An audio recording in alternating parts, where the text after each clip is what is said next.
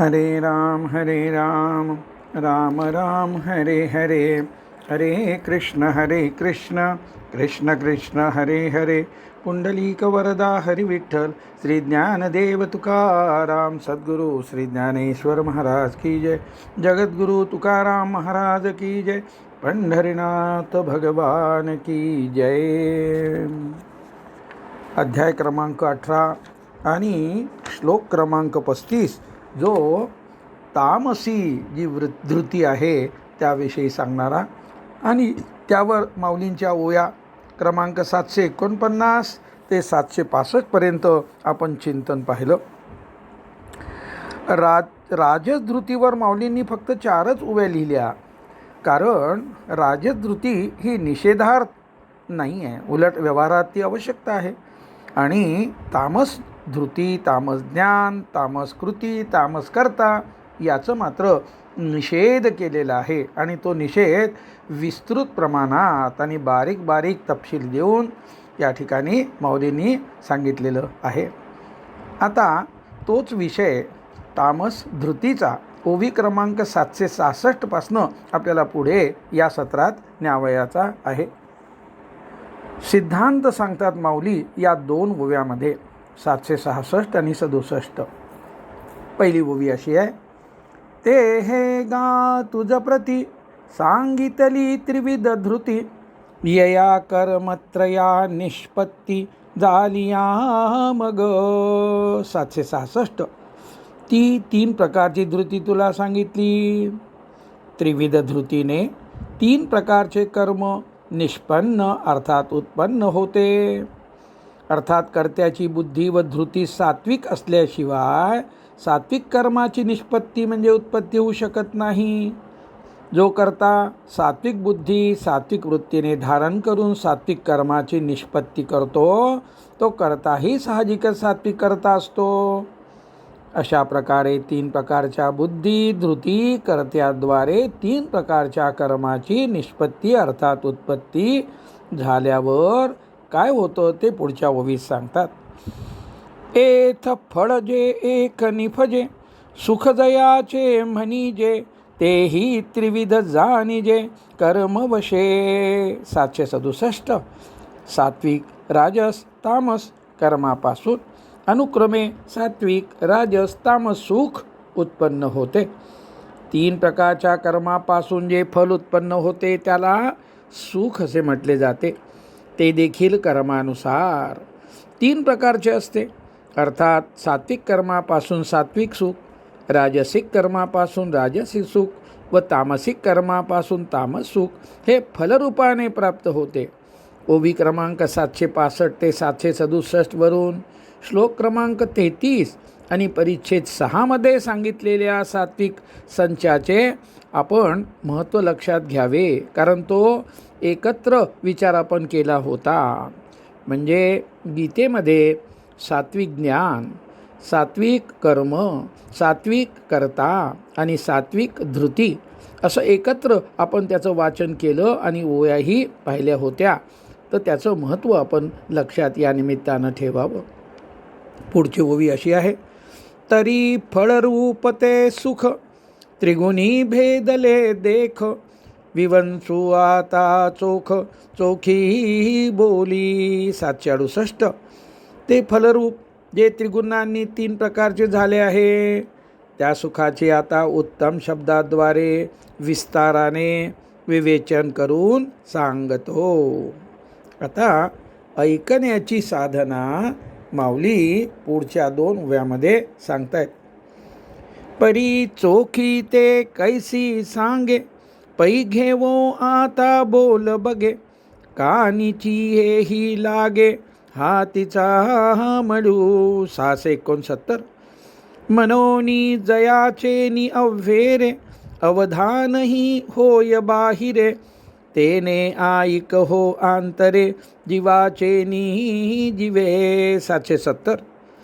परंतु माझ्या सांगण्याचा चोखपणा विचारशील तर तो असा आहे की केवळ शब्दाच्या मार्गाने घेऊ जाता सापडणार नाही. कारण सुख म्हणजे आत्मानुभूती, आत्मसुख व ते अनुभवगम्य आहे. शब्दाच्या रसामुळे येणारे अवधान बाहेरचे असेल. कानामागे पंजा धरून कानाची पाळी पुढे करून कान देऊन ऐकण्याची शारीरिक बोली, ज्याला इंग्रजीमध्ये बॉडी लँग्वेज म्हणतात, ती पुरेशी नाही. त्यामुळे फक्त हाताचा मळ कानास लागेल. कानात प्राण आणून, कानात जीव ओतून ऐक. अध्यात्मशास्त्राचे म्हणजे गीतेचे अर्थात ज्ञानेश्वरीचे प्रयोजनच मुळी आत्मानुभूतीचे सुख मिळवून देणे हे आहे. सुख या विषयाचे निरूपण सुरू आहे. त्यामुळे माऊलींची कळकळ आहे अवधान देणे. आणि कळण्यासाठी अध्याय क्रमांक 6 आणि परिच्छेद ओवी क्रमांक 378 यातला काही भाग आपण आता या निमित्तानं पाहूया. अध्याय क्रमांक 6 मधील ओवी क्रमांक 378. बुद्धी धैर्या होय वसवटा, मनाते अनुभवाची या वाटा, हळूहळू करी प्रतिष्ठा आत्मभुवनी. साधना सांगणारी ही ओवी आहे.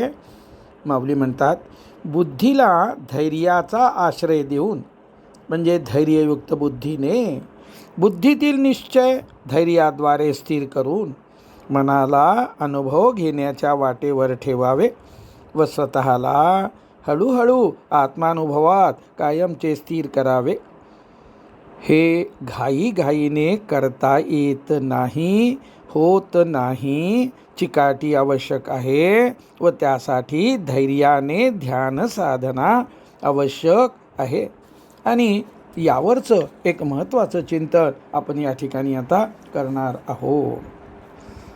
ज्ञानमार्ग संबंधाने चुकीची झालेली एक समजूत, त्यावरचं हे चिंतन आहे.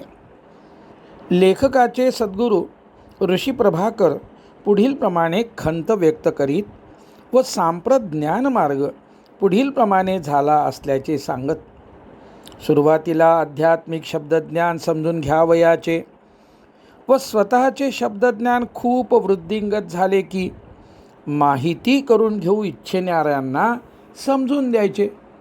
अशा पद्धतीने इतरांनी समजावून सांगितलेले समजून घेणे व नंतर समजून घेतलेले इतरांना समजून सांगणे, असा हा ज्ञानमार्ग सध्या तयार झालेला आहे नव्हे. यालाच ज्ञानमार्ग म्हटल्यात आलेलं आहे. विशेष म्हणजे समजून घेणाऱ्यांना म्हणजे जिज्ञासूंना असे वाटत राहते की अजून जास्त समजून घेतले, खोलातले समजून घेतले, सुस्पष्टतेने समजून घेतले. त्यासाठी अजूनचे वाचन, श्रवण, सत्संग करीत राहिले की आत्मानुभूती प्राप्त होणार आहे. मूलतः ज्ञानमार्ग हा बोधप्राप्तीचा मार्ग आहे. जरी जिज्ञासूंनी अनुभवण्यावर भर द्यावा व एका तरी ओवीच्या अनुभवण्या वाचून सुरुवात करावी. ज्ञानमार्ग हा मूलतः बोधाचा मार्ग, समग्र जागृती अनुभवण्याचा मार्ग, अवेअरनेसचा मार्ग, सचेता, सजगता, दक्षता अनुभवण्याचा मार्ग आहे. हे जिज्ञासूंनी मनात बिंबवावे. म्हणून माऊली म्हणतात, मनाला अनुभव घेण्याच्या वाटेवर ठेवावे व हे धैर्याने साध्य करावे. आता ज्ञान व अनुभूती, ऐकणे व अवधान याविषयीचं खोलात जाऊन केलेलं चिंतन. काही वेळेस माऊलींच्या प्रतीती, अनुभूती, अपरोक्षानुभूती या शब्दांचे भाषांतरसुद्धा ज्ञान झाले असे केले जाते. आत्मानुभूती प्राप्त झाली असे म्हणावयाचे असते, पण आत्मज्ञान झाले असे म्हटले जाते. तोच प्रकार जाणणे, जाणिजे या शब्दाबाबतीत होतो. समजून घ्या न म्हणता जाणून घ्या असेच म्हणावे. भाषांतर करणाऱ्यांचे चुकले असे म्हणता येत नाही. पण माऊलींचे शब्द जसे अनुभवाच्या वाटेवर ठेवतात तसे भाषांतरी शब्दाद्वारेही व्हावयास पाहिजे. आजच्या काळातील भाषेची शब्दरचना, शुद्ध भाषा हे मुद्दे गौण आहेत व आत्मानुभूतीकडे नेणे हे मुख्य प्रयोजन आहे हे जाणावे. समजून घेणे शब्दाच्या म्हणजे वाच्यार्थ, गुढार्थ, भावार्थ, लक्षार्थाच्या साहाय्याने असते. माऊली जेव्हा जाणीजे म्हणतात तेव्हा तेव्हा अर्धा 1 मिनिट डोळे बंद करून चित्तात शुद्ध सावधानता, शब्दाची गरज नसलेली अशी कारणरहित सावधानता चित्तात धारण करून देण्यासाठी बसून राहणे अपेक्षित आहे. माऊली जेव्हा जेव्हा अवधान द्या म्हणतात तेव्हा हेच अपेक्षित आहे. अवधान द्या म्हणजे सचेत रहा, सजग रहा, स्वतःची जागृतता अनुभवत रहा. Be in simple pure awareness. लक्ष द्या, ऐका. हे आदेश पुढे येणाऱ्या शब्दासंबंधाने आहेत, कारण संबंधाने आहेत, करणे संबंधाने आहेत. ऐकणे हे करणे आहे, यात क्रिया आहे. अवधान देण्यामध्ये क्रिया किंवा करणे नाही हे लक्षात घ्यावे. जो साधक ज्ञानेश्वरी वाचतो, ऐकतो त्याला अध्यात्माचे, आत्मा परमात्मा संबंधाने मूलभूत स्वरूपाचे म्हणजे बेसिक ज्ञान असतेच. अहम ब्रह्मास्मी इत्यादी महावाक्याचे शब्दज्ञान असतेच. त्याप्रमाणे माऊलींनी तत्त्वज्ञान इतके सोपे करून सांगितले आहे की ते समजणारच आहे. अशी माऊलीवर आणि ज्ञानेश्वरीचे अध्यापन करणाऱ्या प्रवचनकारावर निष्ठा ठेवावी आणि अवधान द्यावे.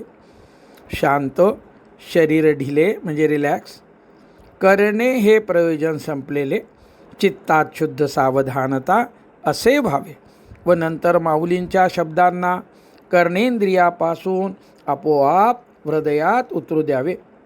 ऐकणे, लक्ष देऊन ऐकणे, चित्त एकाग्र करून ऐकणे, या पद्धतीने ज्ञानाचे अनुभवात रूपांतर होऊ शकत नाही. ज्ञान अर्थात आत्मज्ञान अनुभवास येऊ शकत नाही. आत्मानुभूती प्राप्त होत नाही.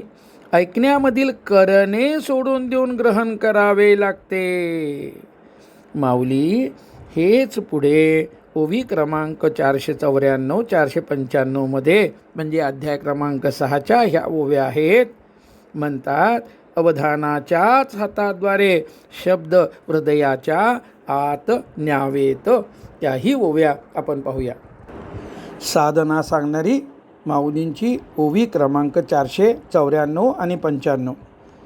परी ते मनाच्या कानी ऐकावे, बोल बुद्धीच्या डोळा देखावे, ते साठो वाटी घ्यावे चित्ताचिया. अवधानाचे निहाते नेयावे हृदया आतवते, हे रिझवितील आयनी ते सज्जनांची ये. अवधान हे शब्द अवधानाद्वारे हृदयाच्या आत न्यावेत. अवधानाच्या हाताने हृदयात नेऊन घेऊन जावेत. हे शब्द सज्जनांच्या चतुर्बुद्धीला समाधान देतील. अवधानाद्वारे हृदयात शब्द उतरू देण्याची प्रक्रिया यापूर्वी आपण ओवी क्रमांक 378 मधील विवेचनात पाहिली.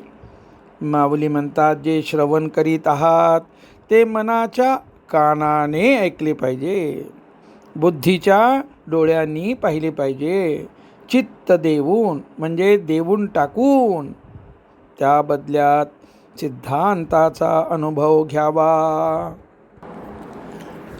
ऐका, प्लीज लिसन. लक्ष देऊन ऐका, प्लीज लिसन अटेंटिव्हली. अवधान द्या, प्लीज बी इन अवेअरनेस. अवधानाचा विस्तार करा, please be in expanded awareness. That is be in awareness by moment to moment. अध्याय 14 ओवी 61 प्रमाणे सर्वांगाला कान फुटून नखशिखांत अवधान रूप व्हा. Pure total awareness, nothing else. अवधान द्या, अवधानाचा विस्तार करा, असे माऊली यापूर्वी बऱ्याच वेळेस सांगितले आहे.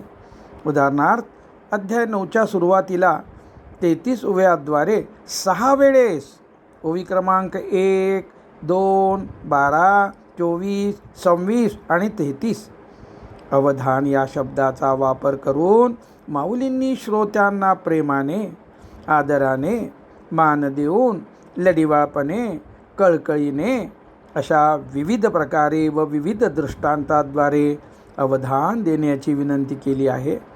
वरच्या परिच्छेदातील सगळे टप्पे सांगून झालेले आहेत. आता माऊली ओवी 770च्या पहिल्या 2 चरणात म्हणतात, एक तरी शब्द अव्हेरला गेला तर अवधान संपले असे होईल, अवधान बहिरे होईल. माऊलींना सकारार्थी शब्द संपल्यामुळे नकारार्थी शब्द प्रयोग करावा लागलेला आहे. सारांश, माऊलींचे शब्द संपले आणि कळकळ राहिली, तिथे आम्ही पामर म्हणजे लेखक कोणत्या शब्दात कळकळ बांधणार.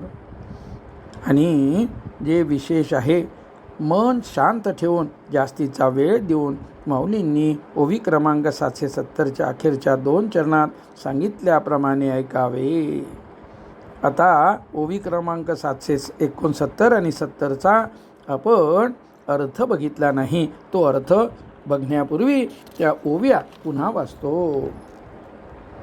परी चोखी ते कैसी सांगे, पै घेवो जाता बोल बगे, कानीची ही लागे हातीचा मिळू, मनोनी जयाचे नि अव्हेरे, अवधान ही होय बाहिरे, तेने आईक हो अंतरे, जीवाचे नी जीवे.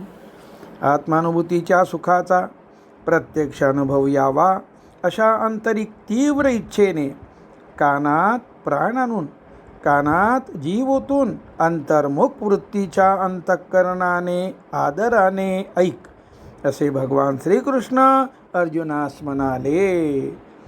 ऐकणं कसं असावं? इतकं तपशिलात, इतकं सुस्पष्ट, इतकं खोल कोण सांगेल बरा? माऊली फक्त सांगू शकतात. ऐसे म्हणोनी देव त्रिविधा सुखचा प्रस्ताव, मांडला तो निर्वाहो निरूपित असे. 771. असे म्हणून भगवान श्रीकृष्णांनी 3 प्रकारच्या सुखाचे विवरण सांगण्यास सुरुवात केली. त्याचे मी म्हणजे माऊली ज्ञानेश्वर निरूपण करीत आहे. आता साधना सांगणारा श्लोक क्रमांक 36 आणि ते सुखाविषयीचा आहे. सुखम त्विदानीं त्रिविधं शृणु मे भरतर्षभ, अभ्यासाद्रमते यत्र दुःखांतच निगच्छति. हे भरतश्रेष्ठ अर्जुना, आता 3 प्रकारचे सुखसुद्धा माझ्याकडून ऐक. ज्या सुखानुभवात जीव अभ्यासामुळे रममान होतो, म्हणजे आवड किंवा प्रियता वाढते व त्यामुळे जीवाच्या म्हणजे जीवपणाच्या दुःखाचा अंत होतो. आणि सुख कशाला म्हणायचं? तर त्या दुःखाचा अंत झाल्यानंतर जे प्राप्त होतं त्याला सुख म्हणतात. एरवी आपल्या सुखाच्या व्याख्या निराळ्या आहेत. मने सुखत्रया संज्ञा, सांगो मनोनी प्रतिज्ञा, बोलिलो ते प्राज्ञा ऐक आता. श्लोक क्रमांक 36 वर माऊलींच्या ज्या ओव्या आहेत त्यातली पहिली ओवी 772 क्रमांकाची आत्ता वाचली. आपण अर्थ पाहूया. देव म्हणतात की 3 प्रकारच्या सुखांची लक्षणे सांगेन. अशी जी आम्ही प्रतिज्ञा केली होती, ते 3 प्रकारचे सुख कोणते ते सांगतो. बुद्धिवंता ऐक. सांगत असलेल्या सिद्धांताची गहनता लक्षात आणून देण्यासाठी माऊलींनी अर्जुनाचा उल्लेख प्रज्ञा प्राप्त असलेला असा केला आहे. प्रज्ञा म्हणजे सात्विक, स्थिर व सूक्ष्म झालेली अशी बुद्धी. जी सिद्धांताशी एकरूप होते. ज्ञात्याने सिद्धांत म्हणजे ज्ञेय शब्दाद्वारे समजून घेतल्यानंतर सिद्धांताशी एकरूप होण्यासाठी शब्दज्ञानातील शब्द सोडून द्यावा लागतो. अन्यथा ज्ञाता आणि ज्ञान म्हणजे शब्द ज्ञेय ही त्रिपुटी सुरू राहते आणि ज्ञात्याची ज्ञेयाशी म्हणजे सिद्धांताशी एकरूपता संभवत नाही. हेच माऊलींनी यापूर्वीच्या 769 आणि 770 द्वारे सांगितल्याचे लक्षात घ्यावे. आता पुढच्या ओवीतमध्ये एक प्रमुख सिद्धांत आत्म्याच्या भेटीमुळे सुख मिळते हा तो सिद्धांत. माऊलींची ओवी अशी आहे. तरी सुखते गा किरीटी दावी जेल तुझ दिठी जे आत्मयाची या भेटी जीवासी होय. 773. अर्जुना, जे सुख आत्म्याच्या भेटीमुळे जीवास मिळते ते सुख तुला डोळ्यांना दाखवीन, अनुभवास आणून देईन. सुखाचे प्रकार सांगण्यापूर्वी सुख मग ते कोणत्या का प्रकारचे म्हणजे सात्विक राजस तामस असे ना, ते कशामुळे मिळते ते या ओवीत सांगितले आहे. सुख हे आत्म्याच्या भेटीमुळे जीवास मिळते हा प्रमुख सिद्धांत या ओवीत सांगितला आहे. सुख कसे मिळते? सुखाच्या अनुभवाची प्रक्रिया, सुखाची व्याख्या विस्ताराने अध्याय क्रमांक 2 ओवी 226 मध्ये आलेली आहे. या ओवीवरील सर्व परिच्छेदातील आता ठळक भाग आपण वाचून आपण त्या सुखाची जी काही आहे ती नेमकी व्याख्या समजून घेऊया. ओवी अशी आहे. सुखी संतोषा न यावे, दुःखी विषादा न भजावे, आणि लाभाला बन धरावे मना माझी. श्लोकामध्ये सुखदुःखे समे कृत्वा हा जो पदच्छेद आहे त्यावर आधारित माऊलीची सुखवृद्धीचा सिद्धांत व साधना सांगणारी ही ओवी आहे. संतोषास येणे हा लाभ होत राहावा आणि दुःखाचा विषादाचा अलाभ व्हावा असे मनामध्ये धरू नये. समस्येचा भाग बनून न राहता दुःखास आघातास धैर्याने सामोरे जावे आणि राजसिक सुखात न रमता सुखदुःख लाभाप्रती समता जोपासत सजगतेने निष्कामतेने साक्षीभाव जोपासत स्वधर्माचरणाद्वारे शाश्वत असलेल्या आत्मसुखाकडे वाटचाल करावी. सुखवृद्धीचा सिद्धांत आणि त्याकरताची साधना आपण काही बघणार आहोत.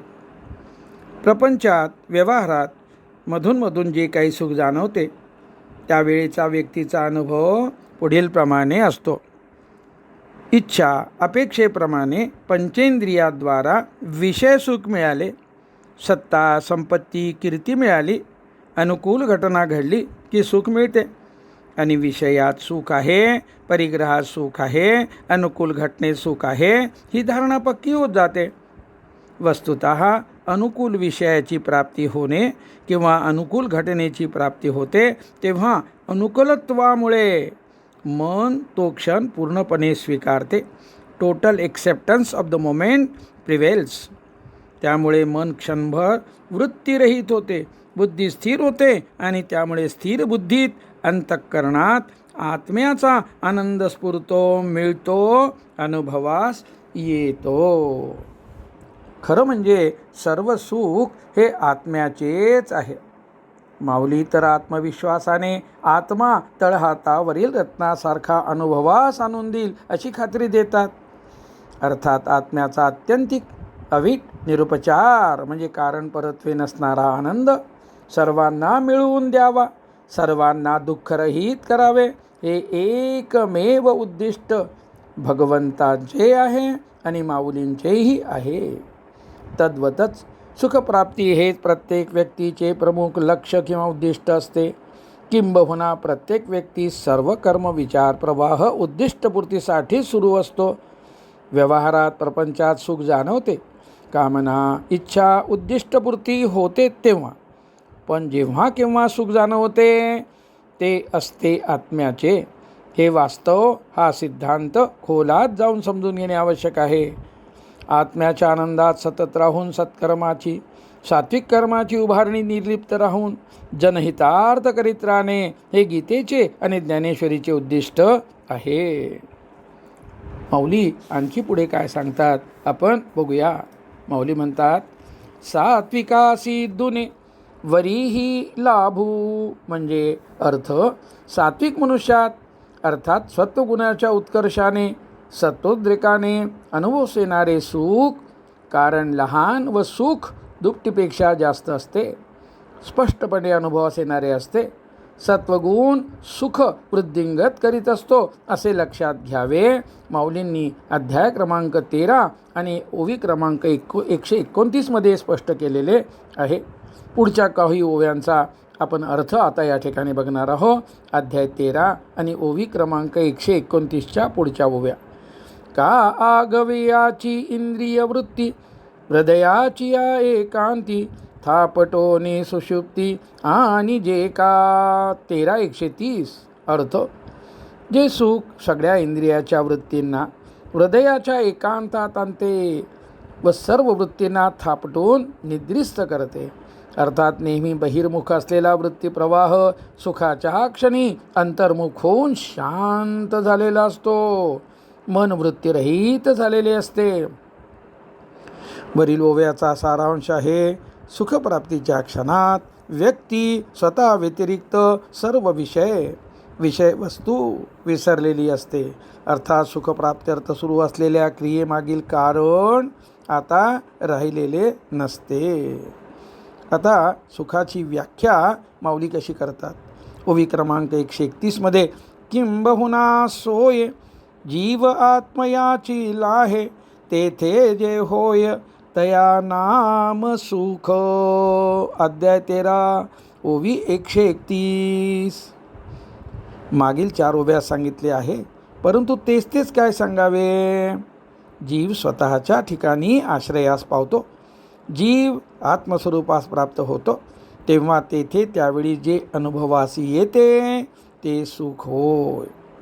या स्थितीत जेव्हा व्यक्ती नसते त्या अवस्थेतील जे जगणे ते दुःख होय.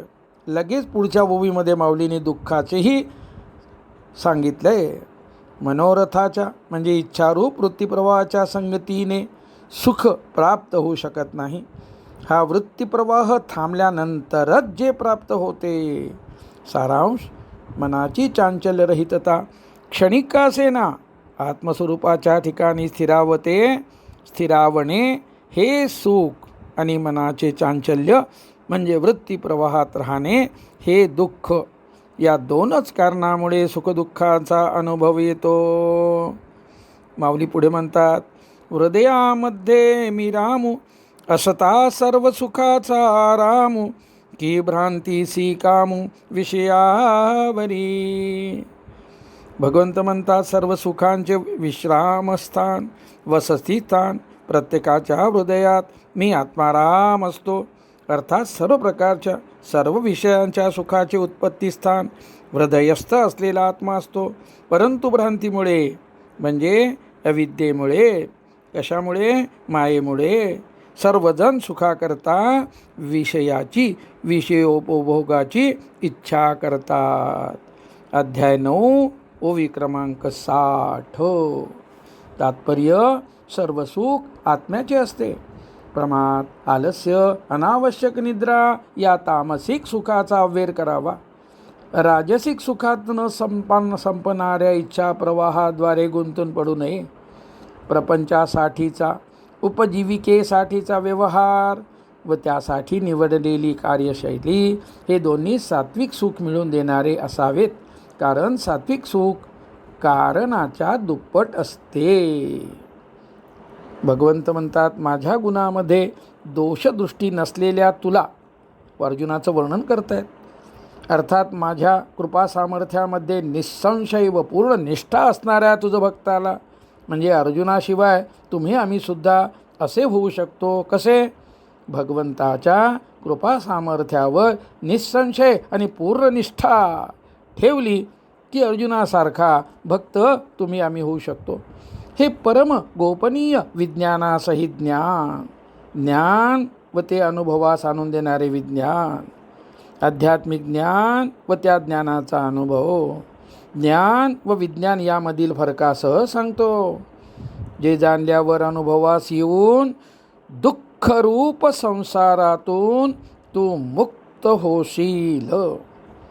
सर्व विद्यांचा राजा, सर्व गुह्यांचा राजा, पवित्र व अत्युत्तम असलेले हे ज्ञान प्रत्यक्षावगमम म्हणजे प्रत्यक्ष फलस्वरूप असलेले, अपरोक्ष होऊन अनुभवास येणारे, अपरोक्षानुभूतीस येणारे, धर्म्यम म्हणजे धर्मास अनुसरून असणारे, सुसुखम कर्तुम म्हणजे सुखकारक साधनेद्वारे अनुभवास येणारे, साधना करीत असताना सुखाची उत्पत्ती करणारे, अव्ययम म्हणजे अक्षय आहे.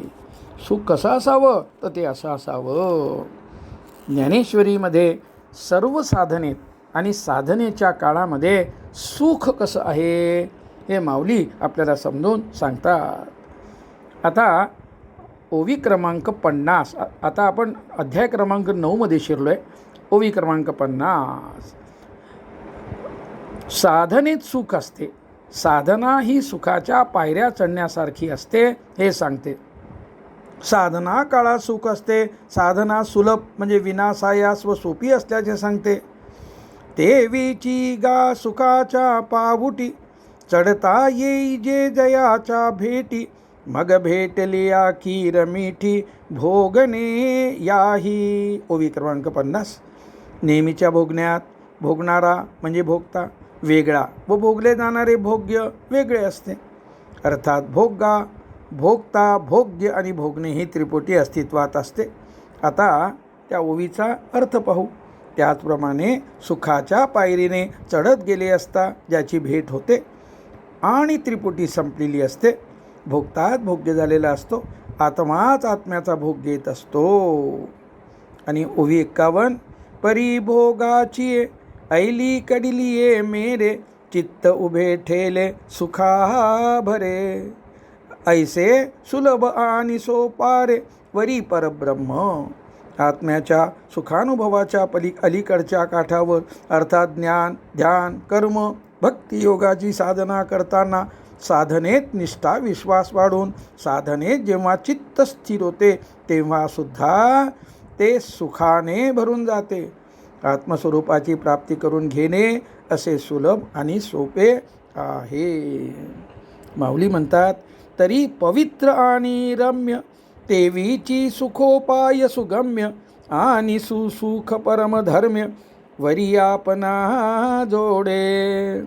ओवी क्रमांक 55. काय म्हणतात माऊली?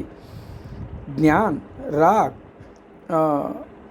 ते म्हणजे प्रत्यक्षावगमम, प्रत्यक्षानुभवास येणारे ज्ञान, राग द्वेषादी विकाराच्या निवृत्तीद्वारे पवित्र करणारे, वाचण्या ऐकण्यासाठी रम्य असणारे, तसेच सुखकार उपायांनी म्हणजे साधनेद्वारे सहजतेने प्राप्त होणारे आहे.